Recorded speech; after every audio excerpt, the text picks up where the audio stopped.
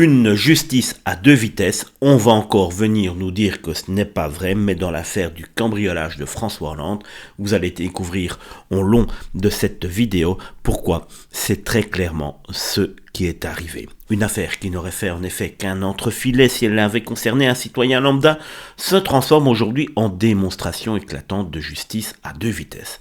Le 22 novembre, deux hommes entrent sans difficulté dans la maison ultra surveillée de François Hollande et Julie Gaillet. Portail ouvert, porte non verrouillée, aucune réaction des policiers. Pourtant censé le domicile 24 heures sur 24, ils ressortent en 6 minutes, emportant un iPad et une montre sentimentale, et retournent même sur le lieu pour récupérer une vapoteuse, oubliée. Bah oui, quand on en entre si facilement, pourquoi pas y retourner. Là encore, les policiers n'interpellent personne. À mon avis, ceux-là, ils vont quand même avoir des petits problèmes.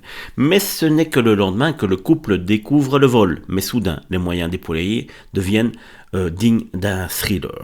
Géolocalisation, enquête express, interpellation musclée, les deux suspects nés en Algérie et sans casier judiciaire sont arrêtés et envoyés en détention provisoire, accusés de vol en bande organisée. Oui, bande organisée pour un iPad et une montre dans une maison laissée grande ouverte. Les avocats dénoncent avec raison un traitement totalement disproportionné uniquement lié à la qualité de la victime, un ancien chef de l'État.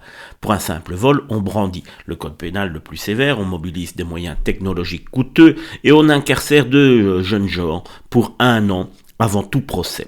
Pendant ce temps, combien de Français victimes de cambriolage n'obtiennent ni enquête rapide, ni geôle pleine, ni MC Catcher. Cette enquête révèle crûment ce que beaucoup pensent tout bas. Il existe une justice pour les puissants et une autre pour le reste du pays. Ne vous y trompez pas. Et François Hollande qui va encore venir nous faire la morale et des leçons à 2 balles sur les plateaux de télévision. Moi, ce qui m'énerve encore le plus là-dedans, ce n'est pas qu'il y ait une justice à 2 vitesses. Pour une fois qu'il y a une justice en France, c'est déjà ça.